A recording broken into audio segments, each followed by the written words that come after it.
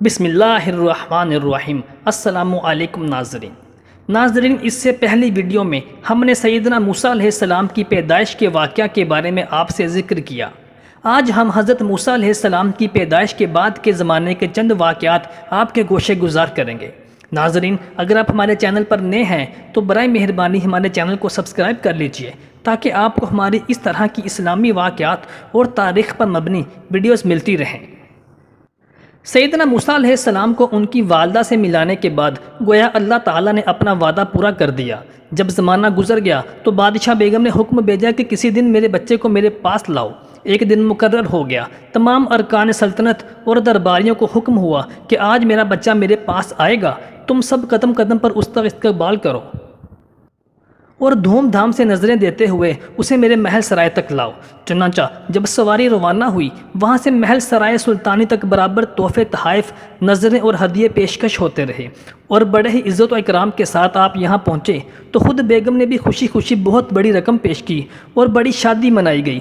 پھر کہنے لگی کہ میں تو اسے بادشاہ کے پاس لے جاؤں گی، وہ بھی اسے انعام و کرام دیں گے۔ وہ بادشاہ کے پاس لے گئیں اور بادشاہ کی گود میں لٹا دیا۔ جب سیدنا موسیٰ علیہ السلام فرعون کی گود میں گئے تو انہوں نے اس کی داڑھی کو پکڑا اور زور سے گھسیٹنا شروع کر دیا۔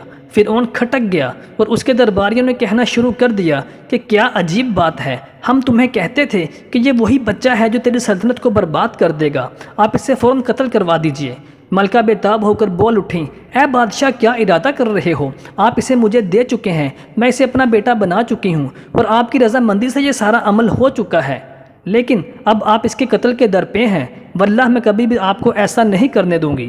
بادشاہ نے کہا، یہ سب ٹھیک ہے، لیکن دیکھو تو اس نے تو آتے ہی میری داڑھی مجھے پکڑ کے نیچے دکھا دیا، گویا یہی میرا گرانے والا ہے اور میرے تخت و تاج کو تاراخ و تاراج کرنے والا ہے۔ بادشاہ کی بیگم نے کہا کہ بادشاہ، بچوں کو ان کی کیا تمیز؟ سنو، میں ایک فیصلہ کن بات بتاتی ہوں۔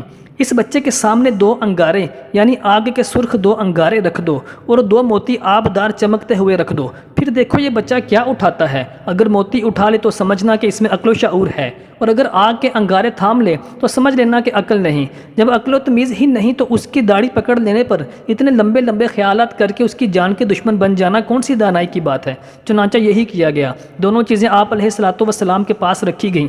آپ نے دہکتے ہوئے انگارے اٹھا لیے جو کہ اسی وقت آپ سے چھین لیے گئے کہ ایسا نہ ہو کہ ہاتھ جل جائیں۔ اب فرعون کا غصہ کچھ ٹھنڈا ہوا، بدلا ہوا رخ ٹھیک ہو گیا۔ حق تو یہ ہے کہ خدا تعالیٰ کو جو کام منظور ہوتا ہے اس کے لیے وہی قدرتی اسباب مہیا ہو جاتے ہیں۔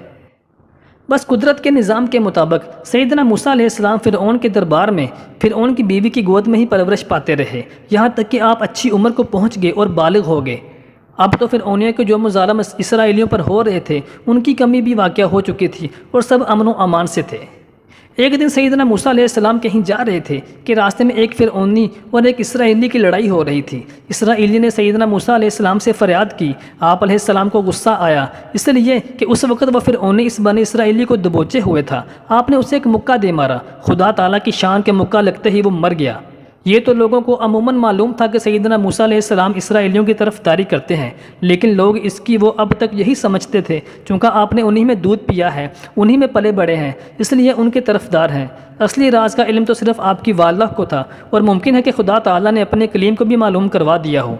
چنانچہ اس مردے کو دیکھتے ہی موسیٰ علیہ السلام کانپ اٹھے کہ یہ تو شیطانی حرکت ہے، وہ بہکاوے والا کھلا دشمن ہے اور میں اس کے بہکاوے میں آ گیا۔ اسے مردہ دیکھتے ہی موسیٰ علیہ السلام کانپ اٹھے اور شیطانی حرکت پر خود کو کوستے ہوئے خدا تعالیٰ سے معافی مانگنے لگے۔ خدا تعالیٰ نے سیدنا موسیٰ علیہ السلام کو معاف فرمایا۔ اب چونکہ یہ قتل کا معاملہ تھا، آپ علیہ السلام بھی خوف زدہ ہی تھے اور جھانک رہے تھے کہ کہیں یہ معاملہ کھل تو نہیں گیا۔ ادھر فرعون کے پاس شکایت ہوئی کہ ایک اسرائیلی نے ایک فرعونی کو مار ڈالا ہے۔ فرعون نے حکم جاری کر دیا کہ واقعہ کی پوری تحقیق کی جائے اور قاتل کو تلاش کر کے میرے سامنے لایا جائے اور گواہ بھی پیش کیے جائیں اور جرم ثابت ہونے کی صورت میں اسے قتل کر دیا جائے۔ چنانچہ پولیس کے اہلکار تفتیش کی صورت میں ہر جگہ پھیل گئے لیکن کوئی سراغ نہ ملا۔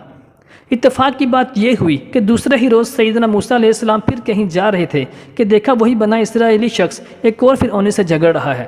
موسیٰ علیہ السلام کو دیکھتے ہی وہ دوبارہ دہائی دینے لگا، لیکن اس نے یہ محسوس کیا کہ شاید موسیٰ علیہ السلام اپنے کل کے فعل سے نادم ہیں۔ سیدنا موسیٰ علیہ السلام کو بھی اس کا یہ بار بار کا جھگڑنا اور فریاد کرنا برا معلوم ہوا، تو صلوات و سلام نے اس کو مخاطب کر کے کہا کہ تمہارا تو یہ روز کا کام ہے۔ پھر بھی آپ نے اس فرعونی کو پکڑنا چاہا، لیکن اس بنی اسرائیلی نے بزدل نے سمجھا کہ شاید آپ علیہ السلام چونکہ مجھ پر ناراض ہیں اور مجھے ہی پکڑنا چاہتے ہیں، حالانکہ یہ صرف اس کا بزدلانہ خیال تھا۔ آپ تو اس فرعونی کو پکڑنا چاہتے تھے اور اس بنی اسرائیلی کو اس فرعونی سے بچانا چاہتے تھے۔ لیکن خوف و ہراس کی حالت میں بے ساختہ اس اسرائیلی کے منہ سے نکل گیا کہ موسیٰ، جیسے کل تم نے اس آدمی کو مار ڈالا تھا، آج کیا مجھے بھی مارنا چاہتے ہو؟ یہ سن کر وہ فرعونی سمجھ گیا کہ کل کا جو واقعہ ہوا ہے اس میں سیدنا موسیٰ علیہ السلام ہی قاتل ہیں۔ چنانچہ فرعون کو جب یہ قصہ معلوم ہوا، اسی وقت جلادوں کو حکم دیا کہ موسیٰ علیہ السلام کو پکڑ کر لاؤ اور قتل کر دو۔ یہ لوگ شارع عام سے آپ کی جستجو میں چلے۔ ادھر ایک بنی اسرائیلی نے راستہ کاٹ کر نزدیک کے راستے سے آ کر موسیٰ علیہ السلام کو خبر دی۔ سیدنا موسیٰ علیہ السلام یہ سنتے ہی مٹھیاں بند کر کے مصر سے بھاگ کھڑے ہوئے۔ نہ کبھی پیدل چلے تھے، نہ کبھی مصیبت میں پھنسے تھے، شہزادوں کی طرح لاڈ چاؤ میں پلے تھے، نہ رستے کی خبر تھی، نہ کبھی اس طرح کا سفر کا اتفاق پڑا۔ رب کے بھروسے پر دعا کرتے جاتے، یا پروردگار مجھے سیدھے راہ پر چلا اور میری خطاؤں کو معاف فرما، بے شک تو سب سے زیادہ معاف کرنے والا ہے اور سب سے زیادہ معاف کرنے کو پسند کرتا ہے۔ یہاں تک کہ آپ مدین کی حدود میں پہنچے، یہاں دیکھا کہ لوگ اپنے جانوروں کو پانی پلا رہے ہیں۔ وہیں پر دو لڑکیوں کو دیکھا جو اپنے جانوروں کو پانی پلانے کے لیے کھڑی تھیں، لیکن کنویں پر رش ہونے کی وجہ سے وہ وہاں تک نہ جا رہی تھیں، الگ کھڑی ہو کر ان کے جانے کا انتظار کر رہی تھیں۔ موسیٰ علیہ السلام نے ان سے پوچھا کہ تم الگ کھڑی ہو کر کیوں کھڑی ہو؟ انہوں نے جواب دیا کہ اس بھیڑ میں ہمارے بس کی بات نہیں کہ اپنے جانوروں کو پانی پلائیں، اور جب یہ لوگ یہاں سے پانی پلا چکیں گے، جب کنواں خالی ہو جائے گا، تب ہم اپنے جانوروں کو سیراب کریں گی اور اپنی ضرورت کا پانی وہاں سے لے لیں گے۔ سیدنا موسیٰ علیہ السلام چونکہ بہت قوی اور توانا تھے، آپ نے جلد از جلد ان عورتوں کو، ان لڑکیوں کو ان کے جانوروں کے لیے پانی کا بندوبست کر دیا، ان کے جانوروں کو سیر کر دیا اور ان کی ضرورت کا پانی ان کے ساتھ روانہ کر دیا۔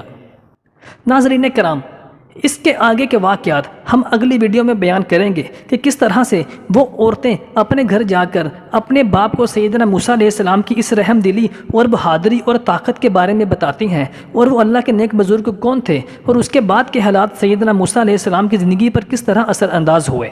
ہماری اگلی ویڈیو کا انتظار میں رہیے گا ناظرین، اور ہمارے چینل کو سبسکرائب ضرور کر لیں۔